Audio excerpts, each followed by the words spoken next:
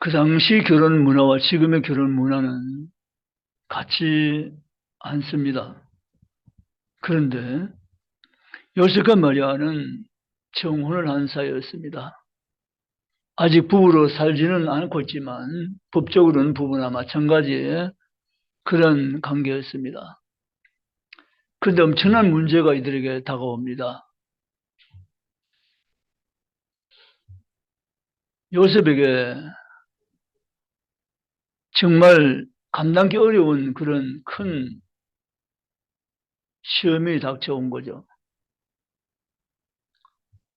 자기가 고난 처녀인 마리아가 아기를 가졌다는 소식을 듣습니다. 정말 감당하기 어려운 그런 소문이죠. 정말 정숙한 처녀인 줄 알았는데 순진하고 아리따운 여인인 줄 생각했는데 아기를 배웠다니 용납이 안 된 얘기죠. 그리고 요셉은 이 사건을 두고 더 이상 사건이 확대되기를 원치 않습니다. 그 성경에 보니까 종이 끊고자 하여 소문내어서 문제 삼을 것을 생각지는 않고 여기서 조용히 관계를 정리해버린 것이 옳다고 판단한 거죠. 그래서 요셉은 마음속으로는 이미 갈등은 정되었습니다. 끊는다는 겁니다. 관계를 여기서 정리한다는 거죠. 이런 마음 자세를 가지고 요셉에게 천사가 나타납니다. 요셉아, 내 아내 데려오기를 무서워하지 말라 라고 말이죠. 요셉 받으리가 정말 너무 힘듭니다. 처녀인 줄 알고 내가 약혼했고 정혼했고 내가 결혼해서 함께 살기로 약조했는데 아기를 뵌 여인을 어떻게 내 처로 데리고 삽니까? 이건 안 되죠. 여러분 같으면 어때요? 그 천사는 요셉에게 설명을 붙입니다. 내 아내가 잉태한 아이는 어떤 사내와 관계를 맺어서 임신한 것이 아니고 성령으로 잉태되었느니라 라고 말이죠. 이것도 처음 듣는 소리예요. 성령으로 잉태된다는 사실을 생각해 본 적도 없고 들어본 적도 없어요. 큰 요셉은 천사의 그 소리를 듣고 마음에 변화가 왔어요. 내가 지금 생각한 것은 처녀가 아기를 배웠다는 것인데 사내를 가까이 하지 않는 마리아가 하나님의 신으로 아기를 갖다면 이건 내가 받아야 되지 않겠느냐는 거죠. 그래서 요셉은 힘든 결정을 내리고 이 문제를 아내로 받아들인 걸로 마음을 굳힙니다. 사실 마리아도 두려웠어요. 정혼한 요셉이 이해 못하면 어떻게 하지? 관계를 끊자고 말하면 어떻게 되는 거지? 나는 그러면 어떻게 되는 거야? 마리아도 정말 복잡했어요, 계산이. 그런데 요셉이 의외로 반응하는 걸 보고 마리아는 마음을 놓았습니다. 그리고는 호적하러 가자는 거죠. 이게 일막의 놀라운 장면입니다. 호적하러 가자. 여러분, 대단히 놀라운 장면이 아닙니까? 완전히 깨어질 관계가 전혀 문제가 없어요. 아기를 낳는데도 문제가 없어요. 호적하러 고향으로 가자는 거죠. 마리아는 정말 너무 기뻤어요. 요셉과 함께 호적하기 위해서 고향으로 찾아갑니다. 근데 성령이 되는 아이는 10달인가 몇 달인가는 성경에 없어요. 신학자들 간에 여기 이론은 많아요. 보통 사람처럼 10달이다. 아니다, 그렇지 않다. 이론은 많은데 사실 우리는 몇 달인가는 그렇게 중요하지 않아요. 성령으로 잉태했다는 사실이 중요한 거예요. 베들레헴으로 갔는데 상기가 이제 찾아온 거예요. 배가 아프기 시작한 거예요. 요셉은 베들레헴 동네에 아기를 낳을 만한 장소를 구하기 위해서 동분서주해 보는데 좀처럼 방이 생기지 않습니다. 이 집 저 집을 두드려서 도움을 구해보지만 다 손살에 치며 거절합니다. 방이 없다는 거죠. 상기는 점점 심해지고 아기는 곧 태어날 것만 같은데 방을 구할 수 없던 요셉은 어쩔 수 없이 육축이 먹고 쉬는 곳인 구유로 택했습니다. 그리고 그 구유에 짐승에 먹을 걸 주는 구유통을 대충 정리하고 여기 아이를 받기로 한 것입니다. 우린 여기에서 하나님이 왜 이렇게 낮은 곳으로 예수님을 보내셨는가라는 문제를 생각해 봅니다. 우리 하나님은 만왕의 왕이시잖아요. 온 우주의 통치자시잖아요. 그분이 하시려면 못하심의 능력은 없잖아요. 다 하실 수 있는데. 그래서 그분은 자기를 위해서는 아무 일도 할 수 없는 것처럼 대책을 세우지 않으셨어요. 방이라도 좀 준비해 주시지. 따뜻한 온기가 있는 방 하나쯤은 만들어 주시지. 세균들이 득실거리고 깨끗이 못한 막간의 구이통으로 꼭 아기 예수가 태어나야만 했는가 하는 문제죠. 그러나 하나님은 냉정하리만큼 허용하지 않으셨습니다. 요셉은 구유를 택하고 거기 헝겊을 깔고 강보라고 나와 있는데요. 헝겊을 깔고 겨우 아기를 받아냅니다. 그가 바로 구유로 오신 우리의 구세주신 예수 그리스도이십니다. 여러분, 예수님이 왜 사람이 되어 오셨는가? 예수 믿는 사람이라면 한 번쯤 깊이 묵상해 보아야 할 사건입니다.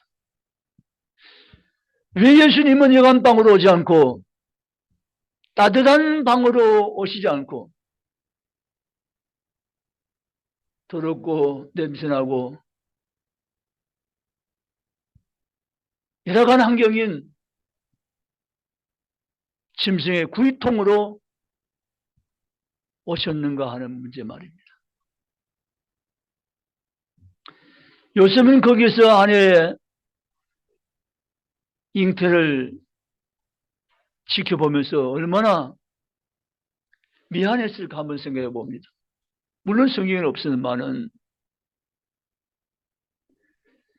정말 남편이라면 아내를 따뜻한 방으로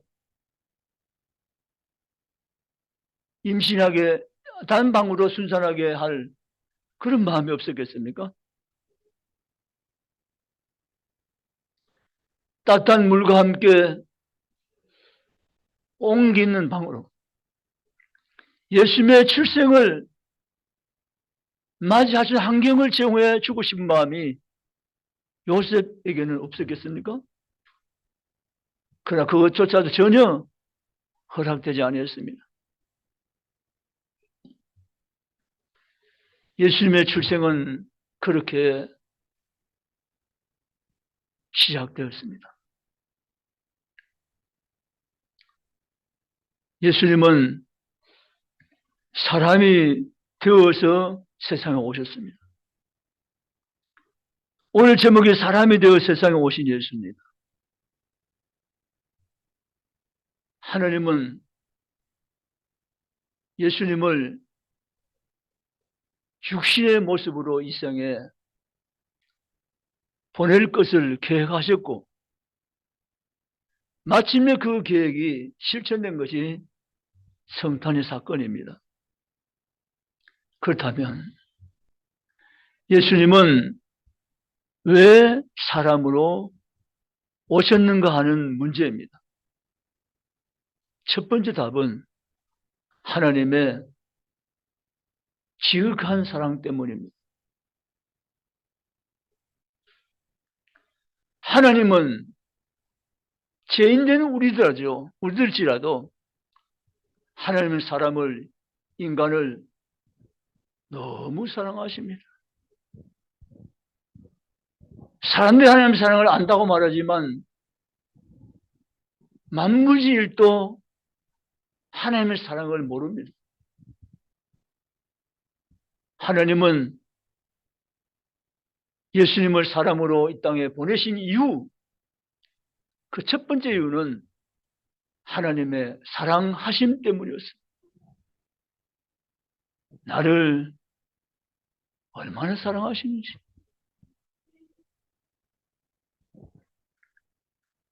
나를 하나님은 너무너무 사랑하셨기 때문에 예수님의 출생에 환경에 전혀 문제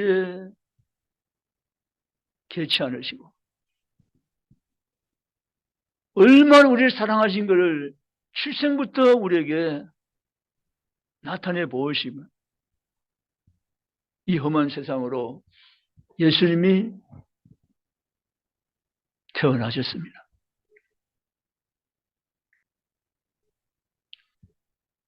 하나님은 사랑이시라고 성경은 말합니다. 그 하나님 사랑을 받은 사람이 택한 백성입니다. 즉, 나 자신이죠.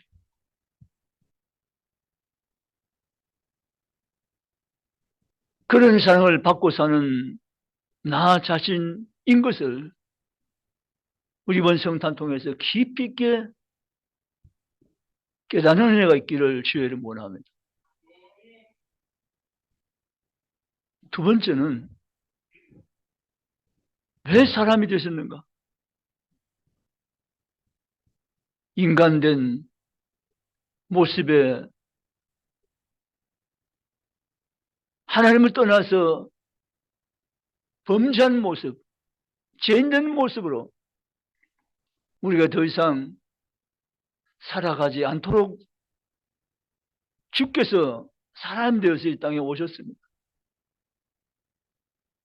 예수님의 사람 되어 오신 이유는 우리의 죄를 해결해 주시기 위함이었습니다. 그분은 죄는 없으신 분입니다. 그러나 그분은 죄인 되셨습니다. 십자가에 매달린 그분은 예수의 모습이었습니다. 그분 너무 심한 고통을 당하셨습니다. 어떤 신학자는 이렇게 말합니다. 예수님 십자가 위에 달리셔서 그때는 이미 예수님 생명 3분의 2는 소멸되었을 때이다. 이렇게 말했습니다. 무슨 말인가 하면 생물학적으로 예수님이 이미 죽음 가까이 다다랐다는 거죠. 주님은 너무 고난을 당하셨습니다. 13번 쓰러지셨다죠. 끝에 채찍에 나비 달린 채찍으로 사냥을 후리치자 살점이 뜯겨나고 하얀 뼈가 드러났다고 하죠. 예수님 많은 피를 흘렸고 그 살은 걸려 조각이 되었고 온몸에 피장 뭉자국이었고 주님의 손가발에 못이 박히시고 머리에 가시가 씌졌고 심장을 창으로 찔렀고 상상하기 어려운 모습이었습니다. 도대체 무엇 때문에? 아니 죄가 없다면서 도대체 무엇 때문에 십자가를 지셔야 하는가 하는 문제죠. 왜 지셨나요? 그 무서운 십자가를 왜 당신께 지셨나요? 왜 수치를 당하셨나요? 하나님이 저와 여러분의 죄를 사해 주기 위해서 예수님의 사람인데 오셨고 십자가를 지었다는 사건입니다. 여러분, 우리는 예수님의 십자가의 은혜에 빚진 자입니다. 갚을 수 없어요. 갚아지지 않아요. 주님의 십자가, 그 은혜의 십자가, 구원의 십자가에 우리는 빚을 지고 이 땅을 살고 있는 하나님의 자녀들입니다. 세 번째, 왜 사람이 되어 오셨나요? 하나님은 우리를 떠나서는 살 수 없다고 할 정도로 하나님은 처음부터 우리와 함께 있는 것을 원하셨어요. 아담하고 죄를 짓고 아담을 떠나자 그때부터 하나님은 마음이 너무 슬프셨고 아프셨어요. 여러분, 사랑하는 여러분의 자녀가 내 보호를 벗어나서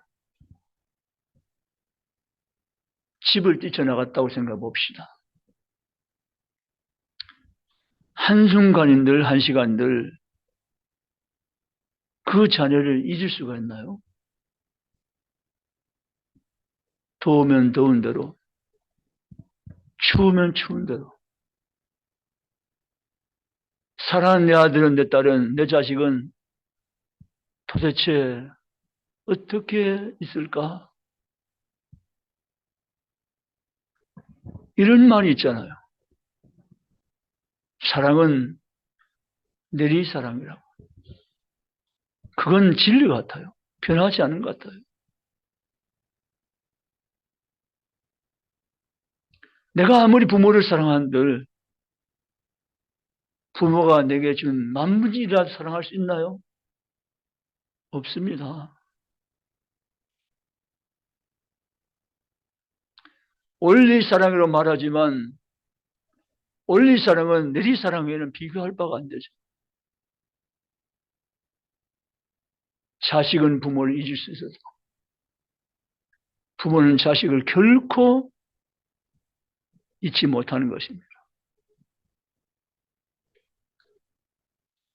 하나님의 품을 떠난 아담 하와를 하나님은 회복시켜 주실 것을 계획하셨고 약속하셨어요. 그 약속을 하나님은 따라서 예수님이 사람 되어서 이 땅에 오신 사건인 것입니다. 왜 오셨는가? 사람이 되어서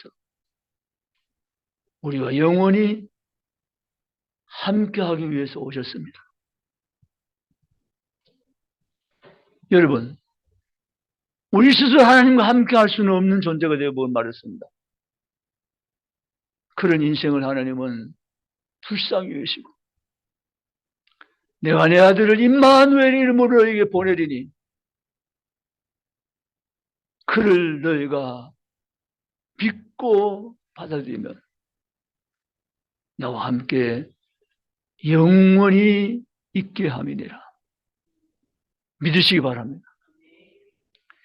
그래서 우리는 예수님 이름, 임마누엘 이름을 알고 있습니다. 번역하면 우리와 함께 계시다 합니다. 말씀을 맺습니다. 사람이 되어 오신 예수. 어떤 분이 이렇게 말합니다. 지금 예수님 오신다면 사람들은 방을 내어줄까라고 말이죠. 어떻습니까? 그때와 지금은 전혀 다른 시대인데 그렇다면 지금 예수님 오시면 나는 따뜻한 방을 내어줄 수 있는가 하는 질문 말이죠. 어쩌면 우리는 지금 예수님 오셔도 따뜻한 방을 내어주지 못할 수도 있을 것 같아요. 그러나 우리 하나님은 그것 때문에 서운해하시거나 슬퍼하시기보다는 그 분량보다는 나를 사랑하는 분량이 몇천 배로 더 크기 때문에 여전히 하나님은 우리 인간에 대해서 갈지 않으시고 충만한 사랑, 넘치는 사랑으로 변함이 없이 사랑하심을 믿으시기를 주의 이름으로 원합니다. 주님의 그 사랑을 생각하면 정말 놀라울 뿐인 것입니다. 그래서 우리는 나 자신을 주님의 사랑 앞에 한번 비춰봅니다. 근데 있잖아요. 내 사랑은 왜 그렇게 작은지. 사랑한다고 말하며 살면서도 나의 사랑은 하나님의 사랑에 비하면 왜 그렇게 작고 좁은 것인지. 이게 우리 인간의 한계입니다. 주님의 사랑은 크기가 너무 커서 잴 수가 없고 분량이 너무 넓어서 측량할 수 없는데 하나님의 사랑을 받고 있는 우리지만 나의 사랑은 왜 그렇게 작기만 하는지, 왜 그렇게 나의 사랑의 분량은 좁기만 하는지 하나님의 그 사랑에 비하면 정말 아무것도 아니라는 생각을 하게 되어집니다. 그러나 우리는 지금 이 땅에 살고 있습니다. 이 땅의 삶은 강야라고 말했죠. 지금도 우리는 강야길을 계속해서 걸어가고 있습니다. 그러나 우리의 강야의 길을 마치는 순간이 있습니다. 그 강야 여정이 끝나면 하나님은 저와 여러분은 하나님의 사랑의 나라인 그 영원한 하나님의 세계 거기에서 영원히 하나님과 함께하는 그 영원한 삶을 우리 모두에게 하나님은 기업으로 주신 것입니다. 이번 성탄을 맞이하면서 사람이 되어 오신 예수를 다시 한 번 더 깊이 있게 묵상하며 생각하는 성탄절 되시기를 주님의 이름으로 축복합니다. 그리고 주님, 저를 이같이 하나님 사랑하셨는데 남은 삶의 길이가 길지 않음을 생각할 때 하나님, 성탄절 1년마다 해마다 내가 맞이했고 경험했는데 또 연중 행사처럼 지나가는 성탄이 되기보다는 하나님, 이번 성탄은 날 위해 이 땅에 사람들 오신 예수님을 깊이 묵상해 본 성탄, 그런 성탄 되게 나를 주님 세워가 주시옵소서. 그리고 내가 가진 사랑의 이 너무 작다는 생각, 이 생각을 내가 새롭게 인식하면서 하나님의 그 사랑으로 세상을 보고 하나님 그 사랑으로 온 사람들을 대하며 하나님 그 사랑을 가지고 내가 나머지 삶을 살아갈 수 있는 사랑의 사람이 되게 나를 세워가 주시옵소서. 내가 사랑한다고 말은 했지만 정말 나의 아내를, 나의 남편을, 나의 자녀를, 나의 부모를, 나의 함께 지낸 형제, 성도들을 정말 그 큰 하나님의 사랑으로 사랑하지 못한 것을 하나님 내가 뉘우치며 반성하며 깨달으며 회개하니 날 하나님 도와주시옵소서. 그 하나님 사랑으로 다시 회복된 새로운 삶이 내 삶 가운데 진행되게 하셔서 하나님의 그 사랑을 가지고 세상을 보고 하나님 그 사랑을 가지고 교회를 보며 하나님 그 사랑 가지고 온 사람들 대할 수 있는 사랑의 사도, 사랑의 사람이 되게 나를 새롭게 하시며 세워가 주시옵소서. 그런 그리스도인들이 저와 여러분 다 되시기를 주님의 이름으로 축복합니다.